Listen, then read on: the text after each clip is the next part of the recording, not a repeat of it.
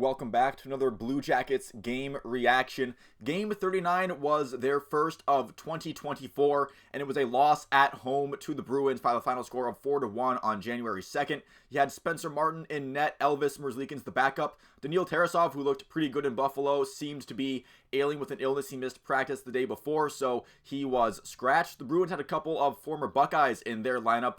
Lohrei and Merkulov. A rough game physically for both of them, with Lohrei losing teeth from a puck to the face and Merkulov taking a big hit from Jack Roslovic, of all people. Even though eventually Boston found their footing and ended up dominating the game at the end of it, they did have some trouble finding their footing early. It was a scoreless first period, Boston only getting 5 shots on net to 12 for the Blue Jackets. It was Ullmark in net for the Bruins, and he was almost always solid for them when he was tested. So a very solid opening 20 minutes from the Jackets, in my opinion. A good start to the new year, but early in the second period, things got a little bit rough, with Spencer Martin letting in a pretty bad goal from distance by Shattenkirk.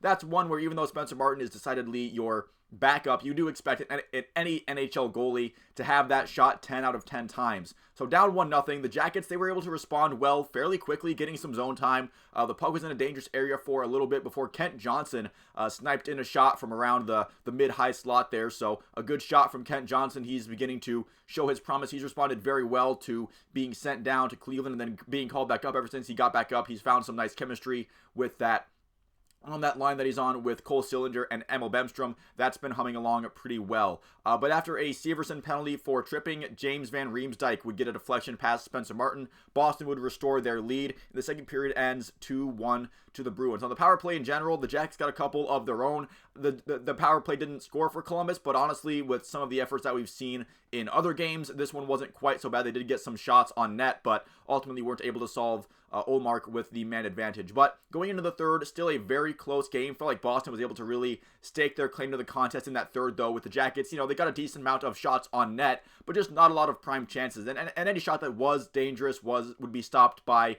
Linus Ullmark nonetheless. So after a Juracek turnover behind the net, the Jackets, that gave up a goal to Heinen. JVR with the assist there. That felt like the dagger goal, with Boston going up 3-1 with 12 minutes left. Even though 2 goals in 12 minutes isn't necessarily that big of a task to ask for, it just didn't feel like the Jackets had 2 goals in them. And Trent Frederick was found on a 2-on-1 with JVR to ice the game even further, pretty much putting a game that was already put to bed, kind of tucking it in there and telling it a bedtime story. That was JVR's second assist and his 3rd point of the game. So the contest ended up being about as expected when you look at where both of these teams are this year, and pretty much historically as well. It was a really bad game for David Juracek. This is what's going to be referred to as a learning moment from the coaching staff for him. At this point, I'd still rather see him get a lot of ice time and learn from those mistakes, and he's still going to make some as a young defenseman in the NHL. The season is far beyond the pure win-loss records at this point. I know I was upset about the Elvis thing that cost them perhaps in overtime, but as we get closer and closer to the midway point of the season, I am beginning to accept more and more that this is just another year of, watching the youth and trying to get myself excited for the future of this franchise, which is definitely a disappointment from where I was at the beginning of the season. But that's something that we can discuss in a different, bigger picture video, where in this game, Spencer Martin didn't have his best game either, but when the team only scores 1 goal, I can't really put the result on the goaltender when they don't get really much of any support from the scoring from the rest of the skaters. We did have some lineup changes before their game tonight against the Flyers, with Roslovic being placed on that top line with Goudreau and Fantilli, Danforth being moved to the 4th line with Gaunce and Olivier. Definitely a bit of an interesting move. I'm not really sure what Jack Roslovic has done to merit the jump in the lineup. I mean, he's come back from injury and he's been fine on that 4th line. I don't think he's been absolutely terrible or anything, but I also don't think we've seen this amazing burst of play from Jack Roslovic to merit him going up to the top line of the lineup.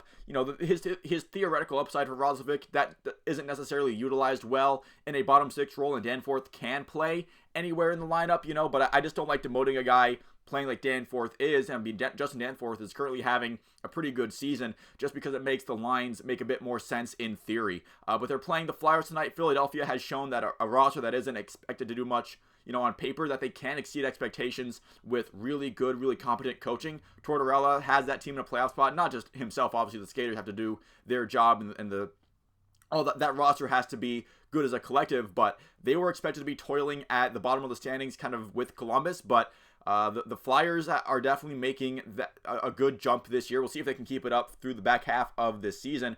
And we'll see if the Jackets can exceed expectations tonight by actually winning. Maybe some of those lineup changes won't take it that much into effect because this team does have some game time decisions to make with some illness running through the locker room. But we'll see how that lineup looks tonight against Philadelphia, and we'll see if they can earn their first win of the new year tonight. But that's going to do it for me in this video. Thank you so much for watching. If you did make it this far into it, feel free to like and subscribe if you enjoyed the video and like to see more like it. I cover some other teams in Ohio. Maybe you like those videos as well. But once again, thank you for watching, and I will see you at the next one.